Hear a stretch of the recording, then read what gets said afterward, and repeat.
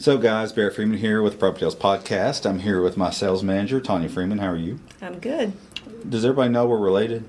I think everybody does know that we're related.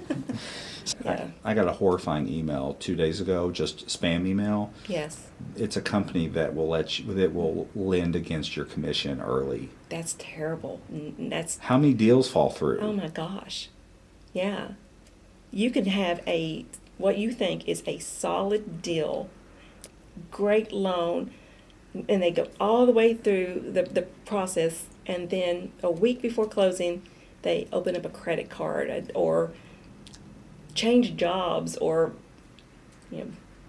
buy a boat and a truck to pull it. All it takes is for the seller to die, and now the house is tied up in probate for 6 months. Yeah, well, the contract is supposed to. It's still good, but you got to go through the process. You do have to go so through you're probate, expecting to close next week. Yeah. You're going to close in 2 months because you still have to probate the estate, hire an attorney, appoint somebody to handle the estate, hopefully a family member, and that family member.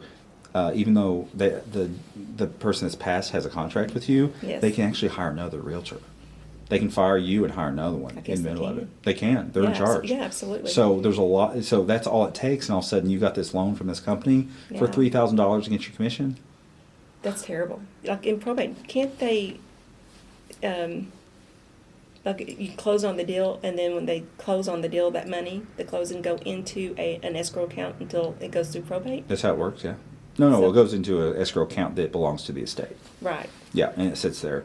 You, as a realtor, you can still get paid, no big deal, but there's just some steps that have to be taken. So if you've spent your commission already and you're expecting, I'm closing tomorrow, and then you get a call that morning and say the seller didn't wake up.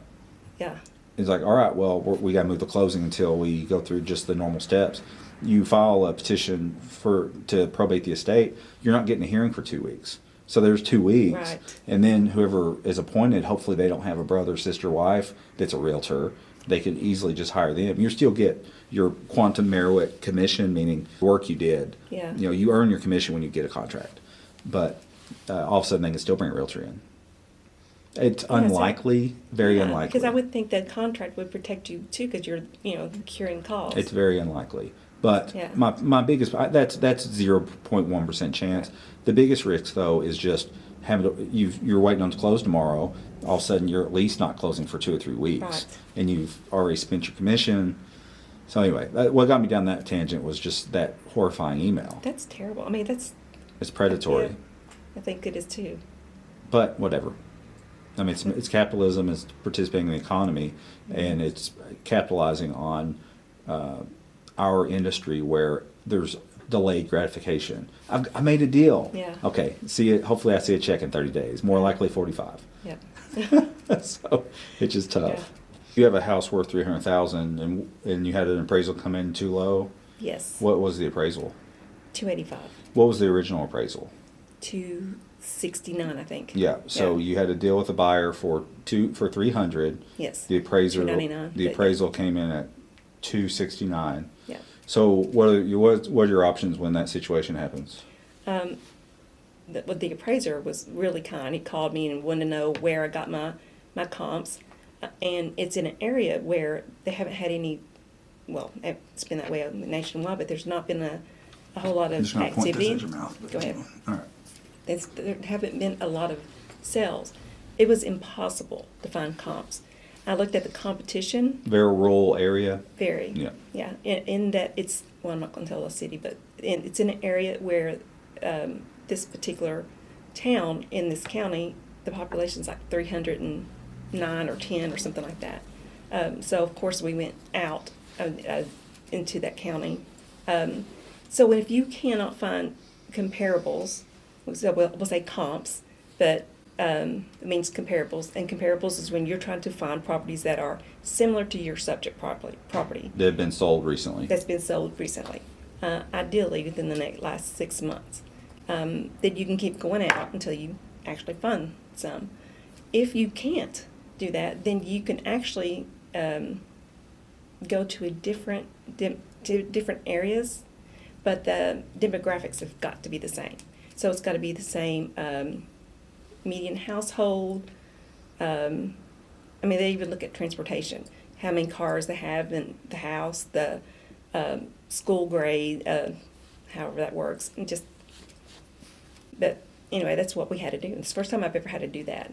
So did you convince the appraiser to raise their value? Up to 285. So $15,000. Yeah. How did you do that? I shared the comps that I've had, and I wrote a really nice note. I've never successfully argued over an appraisal. Yeah. And I've had pretty high stakes. Yeah. I had an appraiser.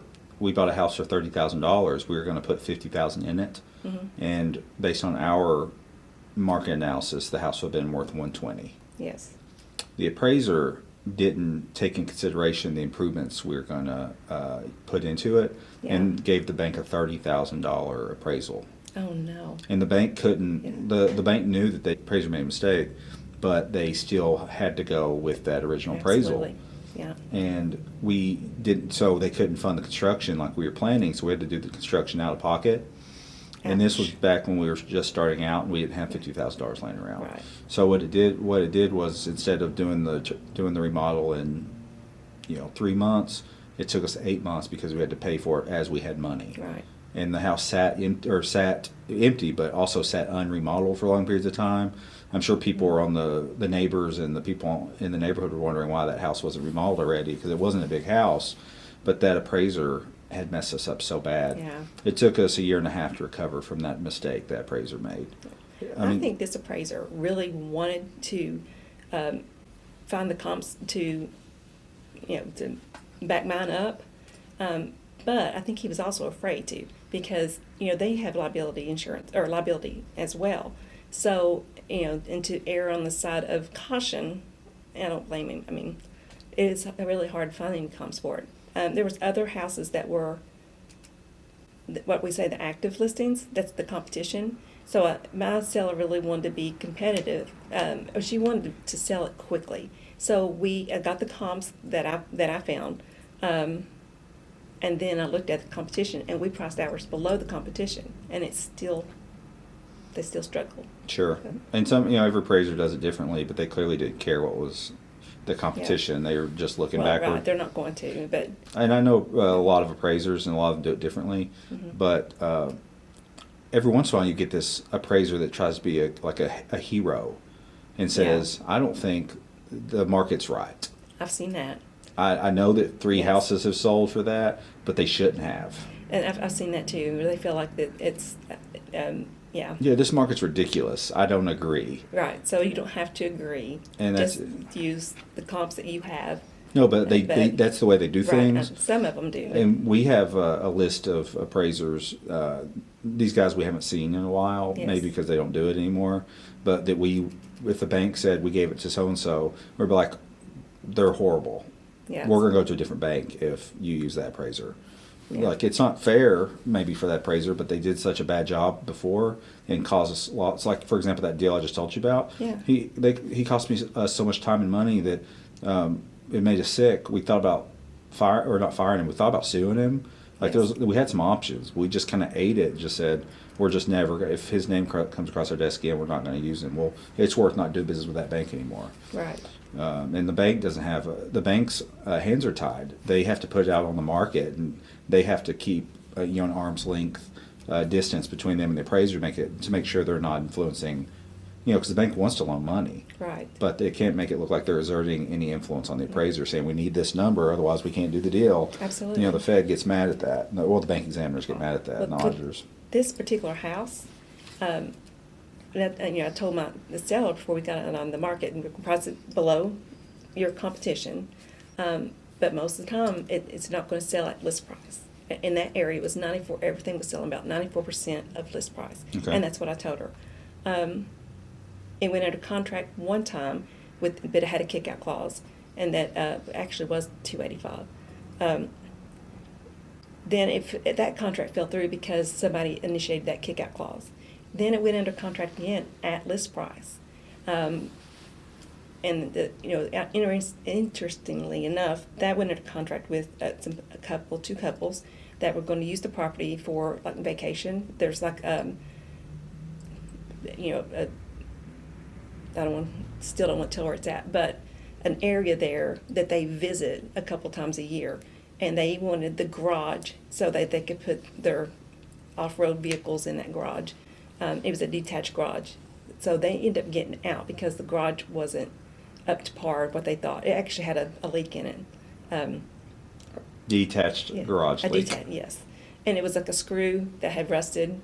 It was a metal building. That sounds like a $100 fix. It was actually, yeah, like 125, Oh, God. something like that. Fixed the same day, but they Throwing the baby out with the bathwater. Yeah. So they got out of the contract because of that. Then it went under contract again, and It's we almost had bad faith. multiple. I know, How were they able to get out? because it was in the contingency period, 14-day contingency Oh, okay, period. I thought this was closer to close. No. So where it's under contract now, we had multiple offers on the table, all at list price. Well, three at list price and one below list, just barely below list price. And so I mean, it's hard to argue that it doesn't appraise when you have just everybody wanting this house. I wish I had 10 more just like that house. Sure. And it might still close, right, in like 2 weeks? We're just battling the and appraiser. I did actually, the lender did want my comps as well.